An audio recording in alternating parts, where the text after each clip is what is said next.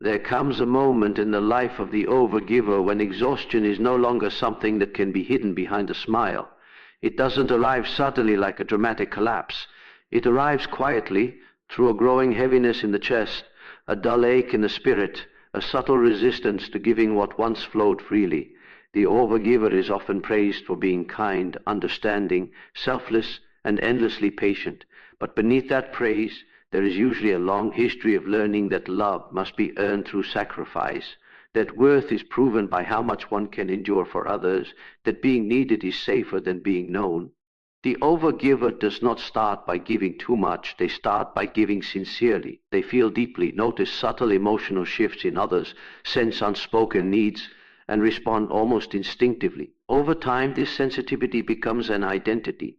They become the one who listens when no one else will, the one who forgives again, the one who stays when others leave. Slowly, without realizing it, their sense of self becomes entangled with how useful they are to others. Their value becomes conditional. As long as they are helpful, accommodating, emotionally available, they feel they belong. But this pattern comes with a hidden cost. The overgiver often suppresses their own needs because they believe their needs are inconvenient, heavy, or selfish. They downplay their pain to avoid burdening others. They tolerate emotional inconsistency because they understand where it comes from. They make excuses for neglect because they can see the wounded child behind harmful behavior. This constant empathy becomes a form of self-abandonment. The overgiver becomes fluent in understanding others while becoming increasingly disconnected from understanding themselves. The death of the overgiver begins when the body and psyche can no longer maintain this imbalance. It often follows a period of deep emotional depletion, betrayal, or repeated disappointment. The overgiver reaches a point where giving no longer feels noble, it feels empty. The same gestures that once felt loving now feel draining. The same patterns of forgiveness begin to feel like quiet self-erasure. This inner rupture is not cruelty emerging, it is truth surfacing. The psyche is signaling that a boundary has been crossed too many times, that a line must now be drawn where none existed before. This phase can feel confusing and even frightening. The overgiver may worry they are becoming cold, selfish, or unrecognizable. They may feel guilt for wanting distance, rest, or reciprocity. But what is actually happening is a reorganization of the inner world. The old identity, built around being endlessly available, is dissolving. In its place, a more integrated sense of self is forming, one that includes personal limits, personal needs, and personal authority. The overgiver begins to realize that love does not require self-neglect, that compassion does not demand self-erasure, and that presence does not mean perpetual availability. As this transformation unfolds, the individual starts to notice subtle shifts in their relationships. Dynamics that were sustained by overgiving begin to feel strained. Some people may resist the change because they were comfortable receiving without giving back. Others may misinterpret boundaries as rejection. This can be painful, especially for someone who has long equated love with emotional labor. Yet this discomfort is part of the necessary separation between authentic connection and attachment rooted in imbalance. The overgiver is learning to distinguish between being kind and being compliant, between empathy and self-sacrifice, between love and obligation. Internally, a new kind of strength begins to develop. It is quieter than the old pattern of constant giving, but far more stable. The individual starts to check in with their own emotional state before responding to others. They pause. Instead of immediately fixing, rescuing, or absorbing, they allow themselves to be impacted by how they are treated rather than rationalizing harm away. This is not the loss of compassion, it is the refinement of it. Compassion becomes grounded in self-respect. Sensitivity becomes paired with discernment. The heart remains open, but it is no longer unguarded. There is a subtle but powerful shift that happens when a person moves from absorbing the pain of others to protecting their own inner world. For a long time, sensitivity feels like a responsibility. You notice changes in tone, the weight behind someone's silence, the emotional undercurrents in a room. Without consciously choosing to, You begin to carry what isn't yours. Someone is anxious and your chest tightens. Someone is angry and your nervous system becomes alert. Someone is grieving and you feel the heaviness settle inside you as if it were your own story. This is not learned cruelty. It is learned openness. It is the result of a nervous system that adapted early to attune to others in order to feel safe, connected, or needed. Absorbing pain often begins as a form of empathy, but over time it turns into emotional permeability. There is little distinction between what belongs to you and what belongs to someone else. Boundaries feel unnatural because they were never modeled as loving. The unspoken belief becomes that to care is to carry. To love is to take on the emotional weight of others. To be present is to be available to everything that enters your field. In this state, emotional exhaustion is not an occasional experience. It becomes the background condition of life. You may struggle to identify your own feelings because your inner space is crowded with the unresolved emotions of people around you. The shift towards setting firewalls does not come from becoming less caring. It comes from recognizing that unfiltered empathy is not sustainable. The psyche begins to understand that constantly absorbing external pain destabilizes the inner world. Just as the body needs skin to protect what is within, the emotional self needs a membrane that allows connection without contamination. Firewalls are not walls of indifference. They are filters of discernment. They allow you to witness pain without internalizing. To be present without becoming consumed, to care without becoming responsible for what you cannot control. This transition can feel uncomfortable because it challenges deeply rooted identity patterns. If you have long been the one who absorbs, who holds space, who silently carries the emotional load of others, stepping back may feel like abandonment. There may be guilt for not feeling as much as before, for not immediately rushing in to soothe, fix, or absorb. But what is actually changing is the relationship to responsibility. You begin to see that compassion does not require self-sacrifice, that presence does not mean emotional merging, that understanding someone's pain does not obligate you to carry it within your own nervous system. As firewalls begin to form, awareness sharpens. You start to notice when emotional energy enters your space, and you gain the ability to choose how close it comes. You can listen without losing your center. You can empathize without becoming dysregulated. You can support without becoming depleted. This does not make you colder, it makes you clearer. The inner world becomes less crowded, less reactive, more grounded. Emotional space opens up, and within that space your own needs, feelings, and rhythms become more visible. Setting firewalls also changes how you relate to conflict, negativity, and emotional volatility. Instead of immediately absorbing tension in a room, you can observe it. Instead of taking responsibility for soothing others, you can allow people to experience their own emotions without rushing to regulate them for them. This does not mean withdrawing care. It means respecting the autonomy of other nervous systems. We who begin to trust that people are capable of holding their own emotional experiences, even when those experiences are uncomfortable. This trust frees you from the unconscious role of emotional container for everyone around you. Over time, this shift reshapes your sense of self. You are no longer defined by how much emotional weight you can carry. Your worth becomes less tied to your availability and more connected to your authenticity. You begin to recognize the difference between genuine connection and emotional enmeshment. Relationships become less draining and more mutual. There is a growing sense of inner safety that comes from knowing you can open your heart without losing yourself in the process. Emotional energy flows more cleanly without stagnation or overload.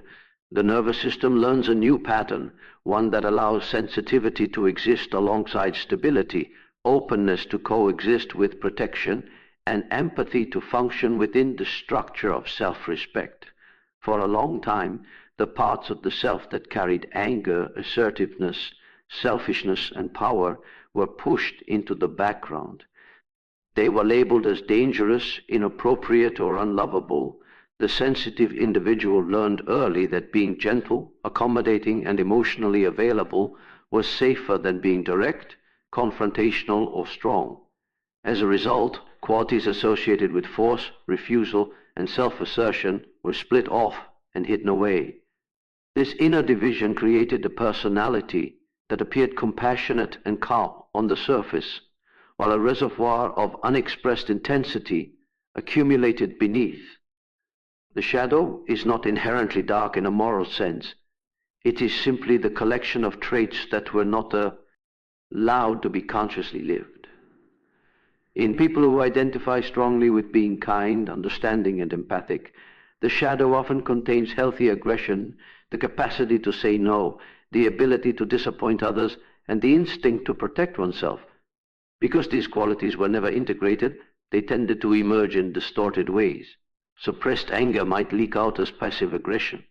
Repressed self-interest might appear as resentment.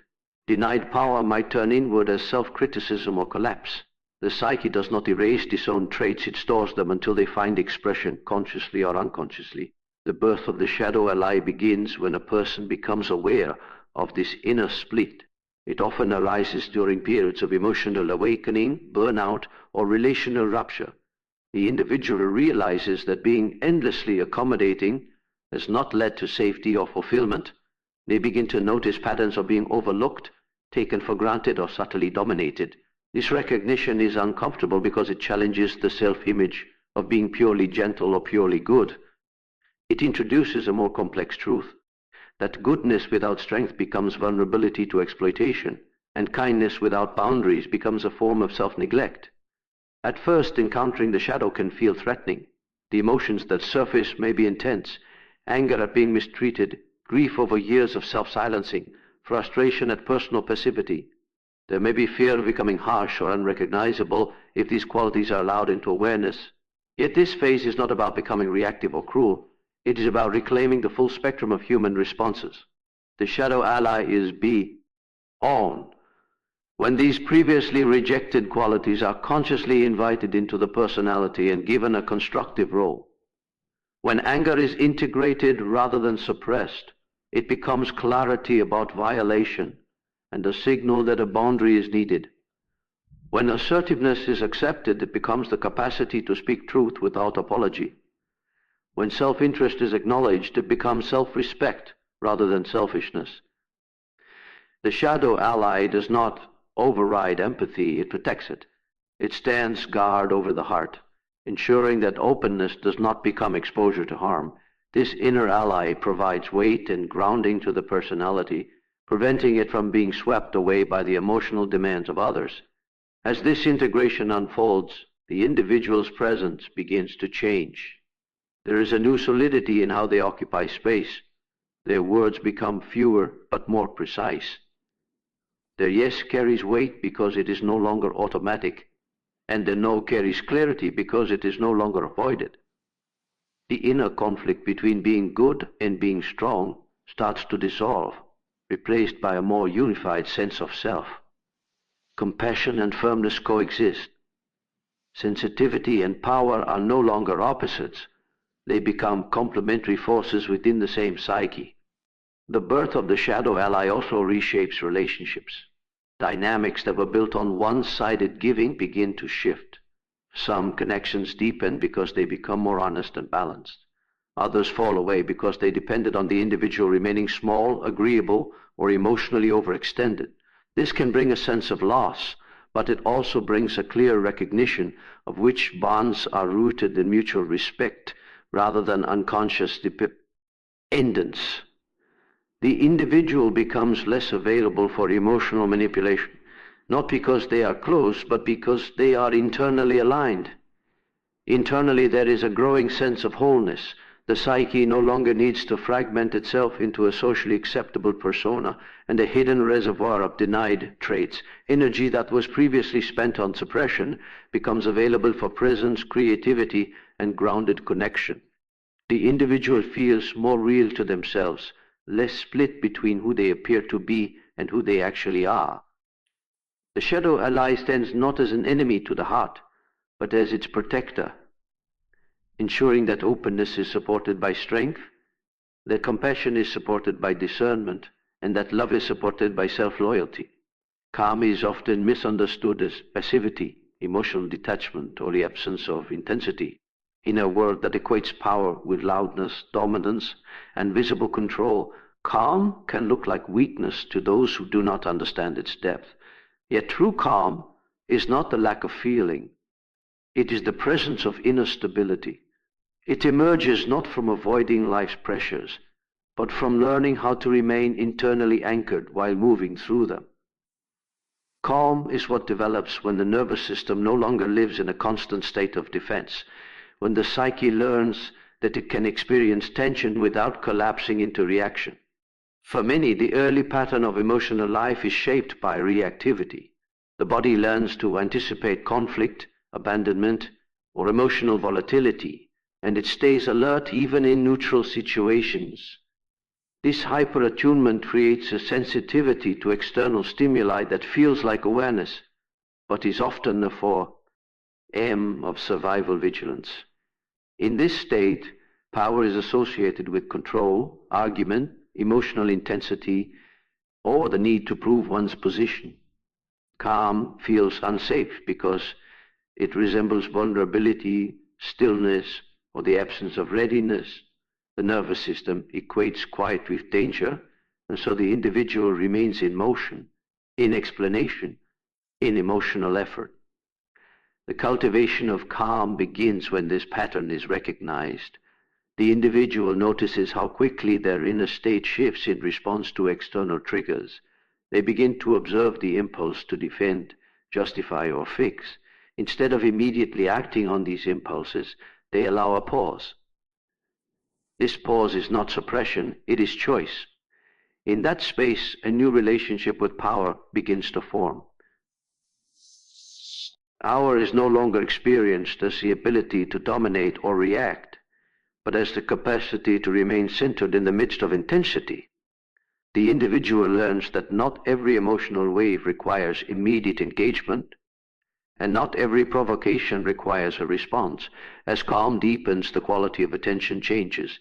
There is less compulsion to monitor others' moods, to anticipate reactions, or to manage emotional outcomes. The inner world becomes quieter, not because there is less awareness, but because awareness is no longer fused with anxiety. This allows perception to become clearer. When the mind is not crowded with defensive strategies, it can discern subtle patterns in interaction, tone, and behavior without being pulled into them. Calm becomes a form of psychological sovereignty, a state in which the individual remains present without being governed by the emotional currents around them. This inner stability has a profound effect on interpersonal dynamics. When someone remains calm in the presence of emotional intensity, it often disrupts habitual patterns of escalation.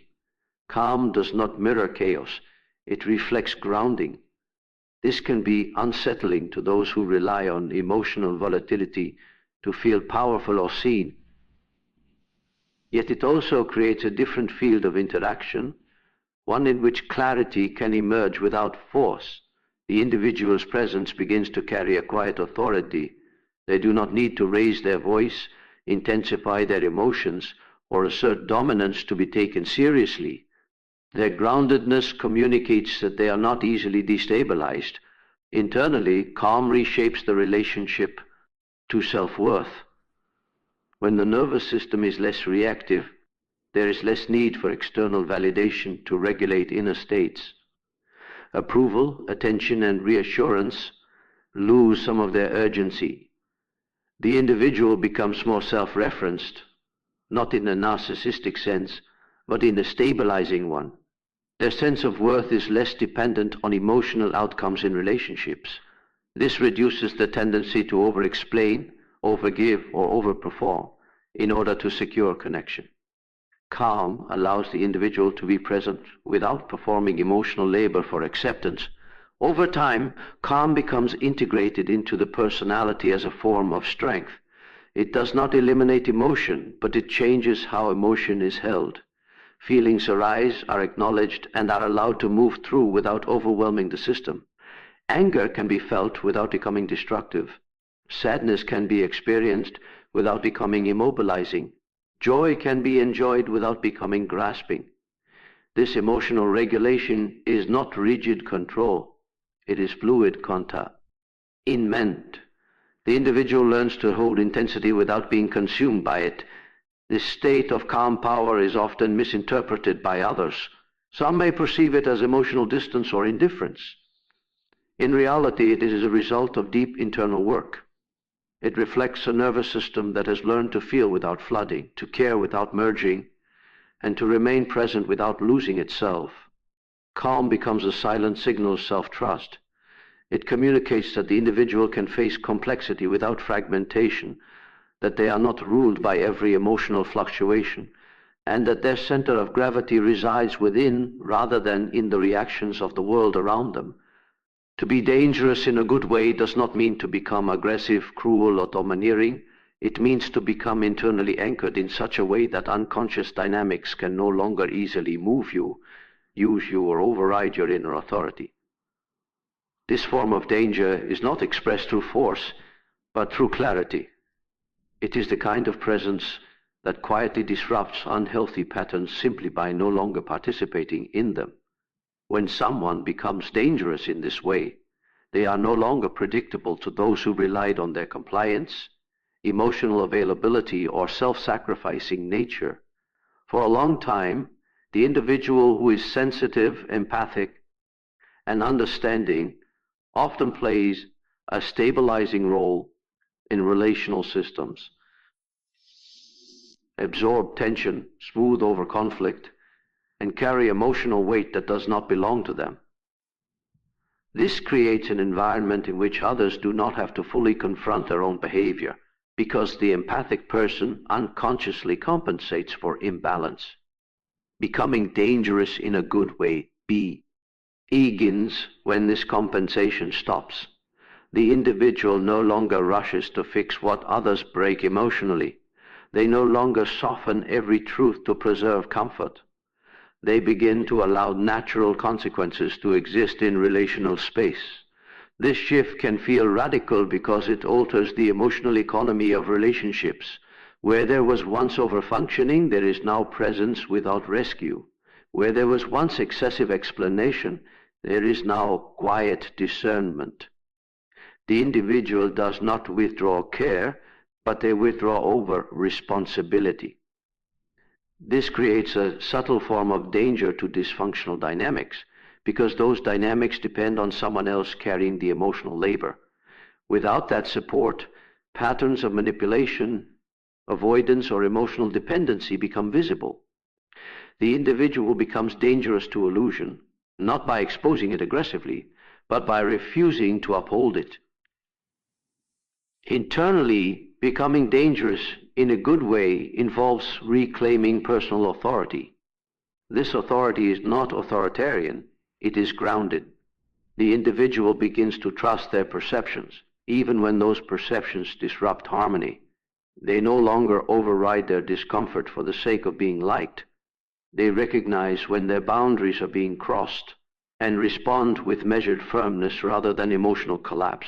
This internal shift changes the energetic quality of their presence. They become less malleable to emotional pressure. Guilt, urgency, and fear lose their ability to easily dictate behavior. This form of danger also transforms how conflict is experienced.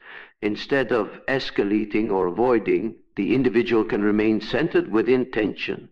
They can hold their position without needing to dominate or submit. This is unsettling to those who are accustomed to relational power struggles, because the usual levers of control no longer work. Emotional intensity no longer provokes reactive compliance. Silence is no longer filled with anxious over-explanation. The individual's steadiness introduces a different rhythm into interaction, one that does not feed cycles of drama or emotional volatility. Becoming dangerous in a good way also changes how the individual relates to their own shadow impulses. Instead of denying anger, assertiveness, or the desire for distance, these impulses are acknowledged and integrated. This integration provides access to protective strength without tipping into aggression.